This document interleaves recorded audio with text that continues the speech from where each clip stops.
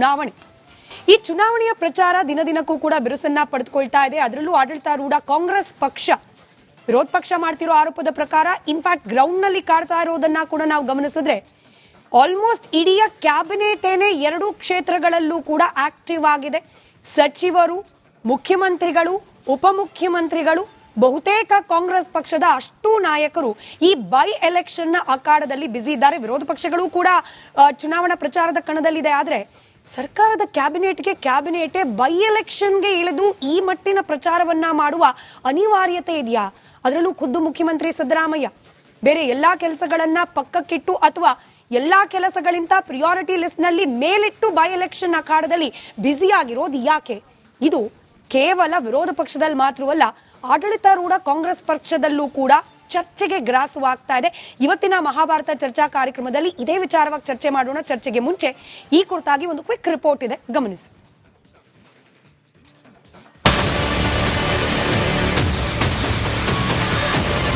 ದಾವಣಗೆರೆ ದಕ್ಷಿಣ ಮತ್ತು ಬಾಗಲಕೋಟೆ ಉಪಚುನಾವಣಾ ಕಣದಲ್ಲಿ ಬಿರುಸಿನ ಪ್ರಚಾರ ಮುಂದುವರೆದಿದೆ.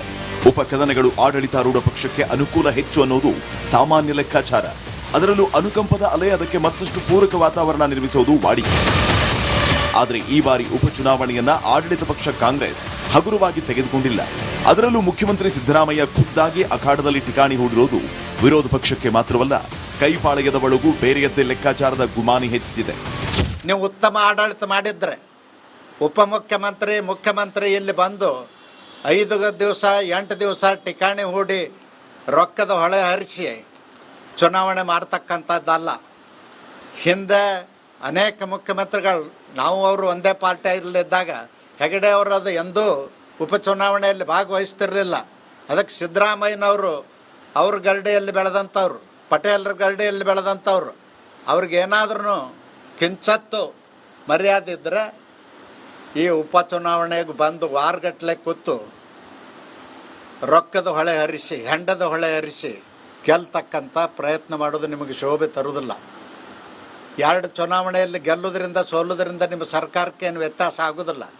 ನಿಮ್ಮ ಕುರ್ಚಿಗೆ ವ್ಯತ್ಯಾಸ ಆಗ್ತಿದ್ರೆ ನಿಮ್ಮ ಪಕ್ಷದವರೇ ಏನು ನಿಮಗೆ ತೆಗಿಬೇಕು ಅಂತ ಸಂಚು ಹೂಡಿದಾರ, ಅವರಿಂದ ಅಪಾಯದ ಹೊರತು ಈ 2 ಬೈ ಎಲೆಕ್ಷನ್ನಿಂದ ನಿಮ್ಮ ಕುರ್ಚಿಗೆ ಕಂಟಕ ಇಲ್ಲ ಅಂತೇಳಿ ಹೇಳಲಿಕ್ಕೆ ಬಯಸ್ತೇನೆ. ಅದರಲ್ಲೂ ಸಿದ್ದು ಬಣದ ನಾಯಕರೇ ಕಣದಲ್ಲಿ ಆಕ್ಟಿವ್ ಇರೋದು. ಕೈಪಾಳಯದಲ್ಲಿ ನಡೀತಾ ಇರೋ ಸಿಎಂ ಬದಲಾವಣೆ, ಕೆಪಿಸಿಸಿ ಅಧ್ಯಕ್ಷ ಬದಲಾವಣೆ, ಸಂಪುಟ ಪುನರಚನೆಯಂತ ಚರ್ಚೆಗಳ ಕಡೆ ಮತ್ತೆ ಗಮನ ಹರಿಯುವಂತೆ ಮಾಡ್ತಾ ಇದೆ. ಅಸಲಿಗೆ ಬೈ ಎಲೆಕ್ಷನ್ ಹೆಸರಲ್ಲಿ ಕಾಂಗ್ರೆಸ್ ಪಾಳಯದಲ್ಲಿ ನಡೀತಾ ಇರೋ ಆ ಬೇರೆಯ ಆಟ ಯಾವುದು? ಕೈ ವರ್ಸಸ್ ಕೈ ಆಟದಲ್ಲಿ ಕಮಲದ ದಾಳವೇನು? ಬನ್ನಿ ಚರ್ಚೆ ಮಾಡೋಣ. ಚರ್ಚೆಯಲ್ಲಿ ಕಾಂಗ್ರೆಸ್ ವಕ್ತಾರರಾದ ಸ್ವಾತಿ ಚಂದ್ರಶೇಖರ್ ಅವರು ಜಾಯಿನ್ ಆಗಿದ್ದಾರೆ. ಇನ್ಫ್ಯಾಕ್ಟ್ ಬೈ ಎಲೆಕ್ಷನ್ ವಿಚಾರವಾಗಿ ಪ್ರಚಾರ ಕಾರ್ಯದಲ್ಲಿ ಬಿಸಿ ಇದ್ದಾರೆ, ಹಾಗಾಗಿ ಸ್ಟುಡಿಯೋಗೆ ಬಂದಿಲ್ಲ, ಆಚಿನಿಂದಲೇ ನಮ್ಮ ಜೊತೆಯಲ್ಲಿ ಕನೆಕ್ಟೆಡ್ ಇದ್ದಾರೆ. ಹಾಗೆ ಬಿಜೆಪಿ ವಕ್ತಾರರಾದ ಅಶೋಕ್ ಗೌಡ್ರಿದ್ದಾರೆ, ಜೆಡಿಎಸ್ ವಕ್ತಾರರಾದ ರಾಜು ಗೌಡ್ರಿದ್ದಾರೆ, ಹಿರಿಯ ಪತ್ರಕರ್ತರು ರಾಜಕೀಯ ವಿಶ್ಲೇಷಕರಾದ ಬಸವರಾಜ್ ಇಟ್ನಾಳ್ ಸರ್ ಇದ್ದಾರೆ. ನಮಸ್ಕಾರ, ಎಲ್ಲರಿಗೂ ಕಾರ್ಯಕ್ರಮಕ್ಕೆ ಸ್ವಾಗತ. ವಿರೋಧ ಪಕ್ಷದ ನಾಯಕರಾದ ಆರ್ ಅಶೋಕ್ ಅವರು ಜಾಯಿನ್ ಆಗೋ ನಿರೀಕ್ಷೆ ಇದೆ ಕಾರ್ಯಕ್ರಮದ ಭಾಗವಾಗಿ. ಹಾಗೆ ಸಚಿವರು ಸತೀಶ್ ಜಾರಕಿಹೊಳಿ ಅವರು ಕೂಡ ಜಾಯಿನ್ ಆಗೋ ನಿರೀಕ್ಷೆ ಇದೆ. ಅವ್ರು ಬಂದ ನಂತರದಲ್ಲಿ ಅವ್ರಿಗೆ ಪ್ರಶ್ನೆ ಮಾಡ್ತಾ ಹೋಗೋಣ.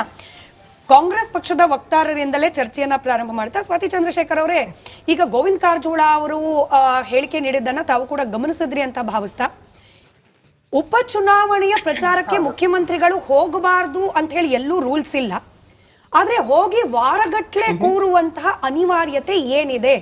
ವೈ ಎಸ್ ಸಿದ್ದರಾಮಯ್ಯಜಿ ಈ ಸೀಮಿಂಗ್ ಟು ಬಿ ಡೆಸ್ಪರೇಟ್, ಈ ಚುನಾವಣೆಯಲ್ಲಿ ಗೆಲುವು ಆಗ್ಲೇಬೇಕು ಅನ್ನೋ ಡೆಸ್ಪರೆಸಿ ಯಾಕೆ ಕಾಣ್ತಾ ಇದೆ ಅನ್ನೋ ಅನುಮಾನ ಕಾಡ್ತಾ ಇದೆ.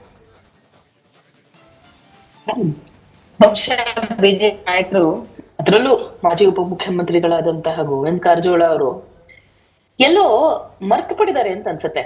ಕಳೆದ 10-12 ವರ್ಷಗಳಿಂದ ಈ ದೇಶದಲ್ಲಿರುವಂತಹ ಬಿಜೆಪಿ ರೂಢ ಆಡಳಿತ ಪಕ್ಷ, ಅದಕ್ಕೆ ಪ್ರಧಾನಮಂತ್ರಿಗಳಾಗಿರುವಂತಹ ನರೇಂದ್ರ ಮೋದಿ ಅವರು ಅವರ ಫೋಟೋನ ಇಟ್ಕೊಂಡು ಗಲ್ಲಿ ಚುನಾವಣೆಯಿಂದ ಇವರು ದಿಲ್ಲಿ ಚುನಾವಣೆ ತನಕ ಅವ್ರನ್ನ ಕರೆಸಿ ರ್ಯಾಲಿ ಮಾಡಿಸಿ, ಡೆಲ್ಲಿಯಲ್ಲಿ 1 ದಿನಾನೂ ಇರೋದಕ್ಕೆ ಬಿಡ್ದಿರಾ, ಪಾರ್ಲಿಮೆಂಟ್ ಅಲ್ಲೂ ಕೂಡ ಮಾತಾಡೋದಕ್ಕೆ ಬಿಡ್ದಿರಾ, ಒಂದೇ ಒಂದು ಪ್ರೆಸ್ ಕಾನ್ಫರೆನ್ಸು ಕೂಡ ಕಂಡಕ್ಟ್ ಮಾಡಕ್ಕೆ ಅವರಿಗೆ ಪುರ್ಸೊತ್ತಿಲ್ದಿರ ಚುನಾವಣೆ ಪ್ರಚಾರಗಳನ್ನ ನಡೆಸ್ತಾರೆ.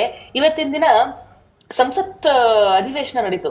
ನಾನು ನಿಮಗೆ ಆನ್ ರೆಕಾರ್ಡ್ ವಿತ್ ರಿಪೋರ್ಟ್ ನಾನು ಹೇಳ್ತಾ ಇರುವಂತದ್ದು, ಮಾನ್ಯ ಮುಖ್ಯಮಂತ್ರಿಗಳು ಸಂಸತ್ತಿನ ನಮ್ಮ ಅಧಿವೇಶನ ನಡೆದಾಗ ಎಷ್ಟು ದಿನಗಳ ಕಾಲ ಇದ್ರು, ಎಷ್ಟು ಪ್ರಶ್ನೆಗಳಿಗೆ ಉತ್ತರವನ್ನ ಕೊಟ್ರು, ಮತ್ತು ಇಡೀ ಒಂದು ಅಧಿವೇಶನವನ್ನ ಮುಗಿಸಿ ತದನಂತರದಲ್ಲಿ ಅವರು ಬೈ ಎಲೆಕ್ಷನ್ ಅಖಾಡಕ್ಕೆ ಇಳಿದಿದ್ದಂಥದ್ದು. ಆದ್ರೆ ಮಾನ್ಯ ಪ್ರಧಾನಮಂತ್ರಿಗಳು ಎಷ್ಟು ದಿನ ಸಂಸತ್ನಲ್ಲಿದ್ರು, ಎಷ್ಟು ದಿನ ಉತ್ತರಗಳನ್ನ ಕೊಟ್ರು, ಎಷ್ಟು ದಿನ ಪ್ರಚಾರದಲ್ಲಿ ನಿರತರಾಗಿದ್ರು ಎಲೆಕ್ಷನ್ಸ್ ಅನೌನ್ಸ್ ಆದ್ಮೇಲೆ ಅನ್ನೋದನ್ನ ತಮ್ಮ ವಾಹಿನಿಯ ಮೂಲಕ ತಾವೇ ಒಂದು ರಿಪೋರ್ಟ್ ಅನ್ನ ನಡೆಸಿ, he was not even present for 20% of the parliament session, especially ಈ ಬಜೆಟ್ ಸೆಷನ್ ನಡೆದಾಗ. ಯಾಕೆ? ಪಂಚರಾಜ್ಯ ಚುನಾವಣೆಗಳಿದೆ ಅನ್ನೋ ಒಂದು ಕಾರಣಕ್ಕೆ.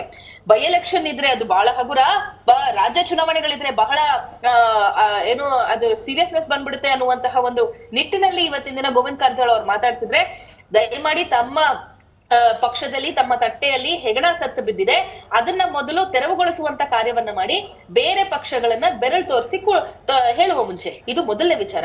ಅಂಡ್ ಮಾನ್ಯ ಮುಖ್ಯಮಂತ್ರಿಗಳು ಎಸ್ಪೆಷಲಿ ದಾವಣಗೆರೆಯಲ್ಲಿ ನಾನ್ ಹೇಳ್ಬೇಕಾಗಿಲ್ಲ ಸ್ಮಿತಾ ಅವರೇ, ನೀವೇ ಒಬ್ಬ ಪತ್ರಕರ್ತರಾಗಿ ಇದನ್ನ ನೋಡಿದಿರಿ, ಅವತ್ತಿನ ದಿನ ಅಲ್ಲಿ ಬಂದು ರಿಪೋರ್ಟ್ ಕೂಡ ಮಾಡಿರುವಂತದ್ದು.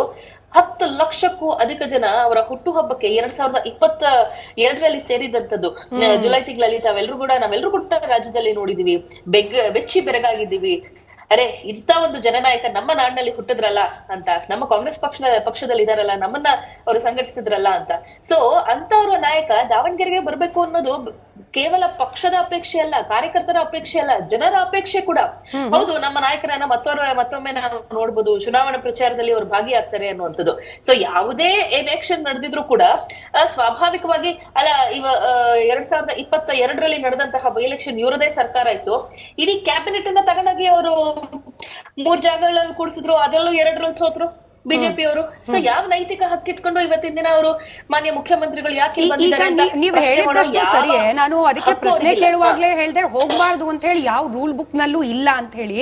ಆದ್ರೆ ಈ ರೀಡಿಂಗ್ ಇನ್ ಬಿಟ್ವೀನ್ ಲೈನ್ಸ್ ಅಂತಾರಲ್ಲ ಸ್ವಾತಿ ಅವರೇ, ಅದು ಮಾಡಿದಾಗ ಬರ್ತಾ ಇರುವ ಲೆಕ್ಕಾಚಾರಗಳು ಅಥವಾ ಬರ್ತಾ ಇರುವ ವಿಶ್ಲೇಷಣೆಗಳು ಬೇರೆ ರೀತಿ ಇದೆಯಂತೆ. ಹೌದೋ ಇಲ್ಲೋ ನೀವು ಉತ್ತರ ಕೊಡಬೇಕು. ಈ ಕಾಂಗ್ರೆಸ್ ಒಳಗೆ ನಡೀತಾ ಇರುವ ಮುಖ್ಯಮಂತ್ರಿ ಕುರ್ಚಿ ಕಾದಾಟ ಇದೆಯಲ್ಲ, ಈ ವಿಚಾರಕ್ಕೂ ಸಿದ್ದರಾಮಯ್ಯನವರು ಹೋಗಿ ಚುನಾವಣಾ ಕಣದಲ್ಲಿ ಠಿಕಾಣಿ ಹೂಡಿರೋದಕ್ಕೂ, ಹಾಗೆ ಹೆಚ್ಚಾಗಿ ಸಿದ್ದರಾಮಯ್ಯ ಬಣದ ನಾಯಕರೇ ಹೆಚ್ಚಾಗಿ 2 ಕ್ಷೇತ್ರಗಳಲ್ಲೂ ಕಾಣಿಸ್ಕೊಳ್ತಾ ಇರೋದಕ್ಕೂ ಕನೆಕ್ಟೆಡ್ ಇದೆ ಅಂತ ಹೇಳಲಾಗ್ತಾ ಇದೆ. ನಾನು ಅದಕ್ಕೆ ಉತ್ತರ ಪಡ್ಕೊಳ್ತೀನಿ ನಿಮ್ಮಿಂದ, ದಯಮಾಡಿ ಕ್ಷಮೆ ಇರಲಿ. ನಮ್ಮ ಜೊತೆಯಲ್ಲಿ ಸಚಿವರು ಸತೀಶ್ ಜಾರಕಿಹೊಳಿ ಅವರು ಕನೆಕ್ಟೆಡ್ ಇದ್ದಾರೆ. 1 second, Satish Jarkiholi sir connected ಇದ್ದಾರೆ ಅನ್ನೋ ಮಾಹಿತಿ. ನಮಸ್ಕಾರ ಸರ್. ನಮಸ್ಕಾರ ಹೇಳಿ ಮೇಡಮ್. ಸತೀಶ್ ಸರ್, ನೇರವಾಗಿ ಪ್ರಶ್ನೆ ಕೇಳ್ಬಿಡ್ತೀನಿ. ಬಾಗಲಕೋಟೆ ಕಣವನ್ನ ಗೆಲ್ಲುವ ಮೂಲಕ ಹಿಂದಿನ ಶಿಗ್ಗಾವಿ ಹಾಗೆ ಈಗಿನ ಬಾಗಲಕೋಟೆ 2 ಕ್ಷೇತ್ರದ ಗೆಲುವಿನ ಅಂಶವನ್ನ ಹೈಕಮಾಂಡ್ ಮುಂದಿಟ್ಟು ಕೆಪಿಸಿಸಿ ಚೇರ್ನ ಕ್ಲೈಮ್ ಮಾಡ್ತೀರಿ ತಾವು ಅನ್ನೋ ಲೆಕ್ಕಾಚಾರಗಳು, ಅನ್ನೋ ವರ್ತಮಾನ ಬರ್ತಾ ಇದೆ. ಹೌದಾ ಇಲ್ವಾ? ಇಲ್ಲ, ಅದಕ್ಕೆ ಏನು ಸಂಬಂಧ ಇಲ್ಲ. ನಾವು ಅಧ್ಯಕ್ಷ ಆಗಬೇಕಂತ ಮುಂಚೆನೆ ಬಂದಿದೆ, ಇವತ್ತೇನು ಬಂದಿಲ್ಲ ರೀ. ಇದು ನಮ್ಮ ಡ್ಯೂಟಿ. ಇದು ಪಕ್ಷ ನಮಗೆ ಟಾಸ್ಕ್ ಕೊಟ್ಟಿದೆ, ತಾವು ಹೋಗ್ಬೇಕು ಚುನಾವಣೆ ಮಾಡ್ಬೇಕಂತ. ನನ್ನ ಜೊತೆ ಇನ್ನು ಸುಮಾರು ಜನ ಕೆಲಸ ಮಾಡ್ತಿದ್ದಾರೆ.